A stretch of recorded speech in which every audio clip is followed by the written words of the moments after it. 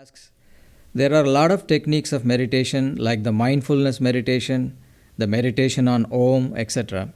Would you kindly describe what Vedantic meditation is? As a Vedantin, which technique should I follow for my daily meditation?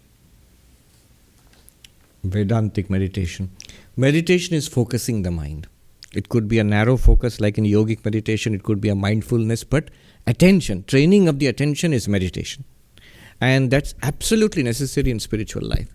So that's why we have in all traditions, just about every religious tradition has some form of training of the attention. It need not be formal meditation. It could just be prayer. It could be repetition of a prayer.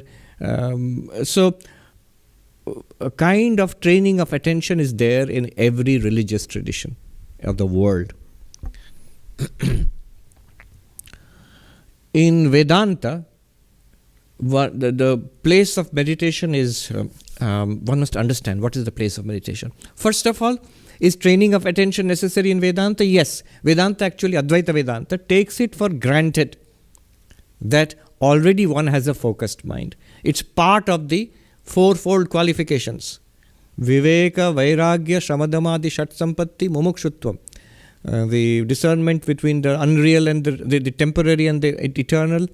The dispassion for the temporary, the sixfold discipline. The sixfold discipline, that includes samadhana, focus. So the ability to focus, of course, is taken for granted in Vedanta. You must have some ability to focus. But beyond that, Vedantic meditation is a special reason for the need for Vedantic meditation. It is called nididhyasana. The term for meditation, Vedantic meditation, is nididhyasana. So the process of Vedanta is Shravana, Manana, Nididhyasana. Shravana literally means hearing. What it means practically is systematically studying Vedanta.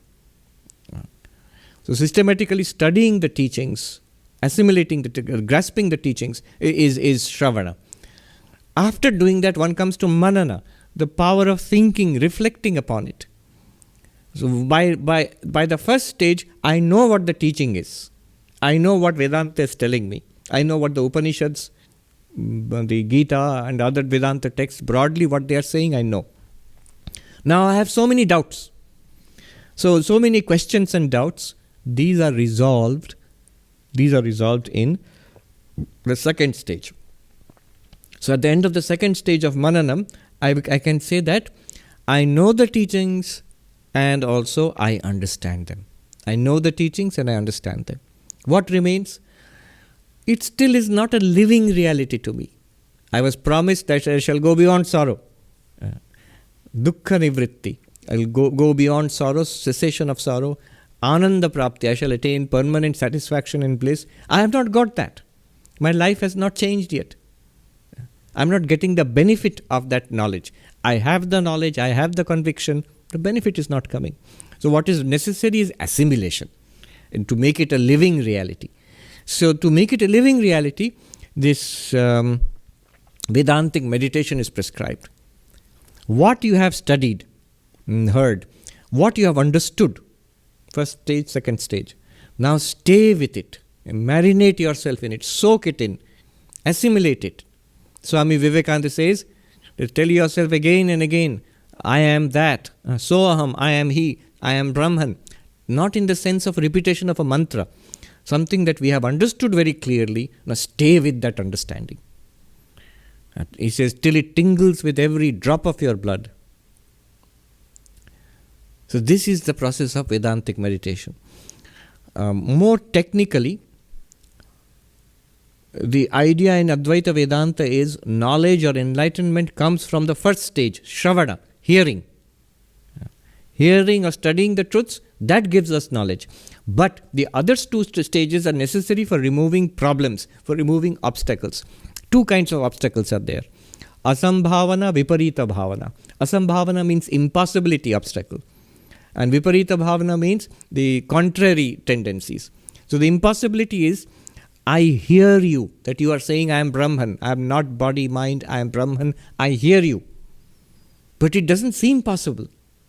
I have got many objections. So those objections are removed in second stage. Mananam removes asambhavana, the stage of cogitation, reflection, removes the the obstacle of impossibility, that it's impossible. Now, after that, I realize it is possible. Not only possible, it must be true. I get conviction. Then remains the problem of viparita bhavana, contrary tendencies. Over a lifetime, many lifetimes, we have developed tendencies of identifying with body.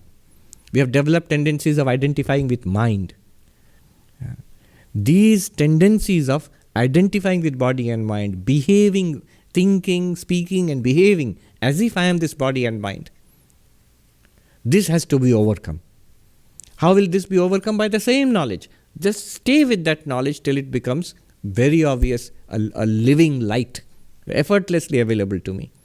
That second obstacle, viparita bhavana, contrary tendencies, the tendency of thinking, of behaving as if I am body mind, that is overcome by Vedantic meditation. So Vedantic meditation serves the purpose of assimilation of the teachings, of making it a living reality, of overcoming the contrary tendencies of thinking and behaving as if I am a body mind.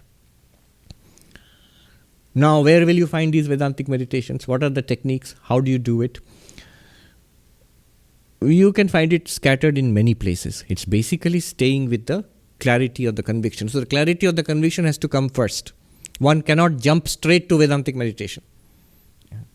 People think that, so finally we have to do that meditation. Let me start with that. You cannot start with that.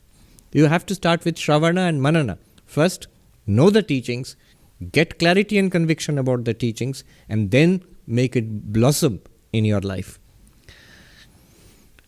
But there are techniques. So if you are interested in knowing the techniques, you can, for example, in the Drigdrishya Viveka, we have a whole lecture series, I think 12 classes are there on the net. Towards the end, you will find 6 techniques of Vedantic meditation. 6 techniques of Nididhyasana. In Aparoksha Anubhuti, Shankaracharya gives 15 techniques. Aparoksha Anubhuti, 15 techniques of Vedantic meditation. So he just takes the yogic meditation terms and changes the meaning to one might say, appropriates the yogic meditation techniques and shows how Vedantic meditation can be done in 15 different ways. Aparoksha Anubhuti. Now the question was, how do I do my daily meditation? What is suitable for me in my daily meditation?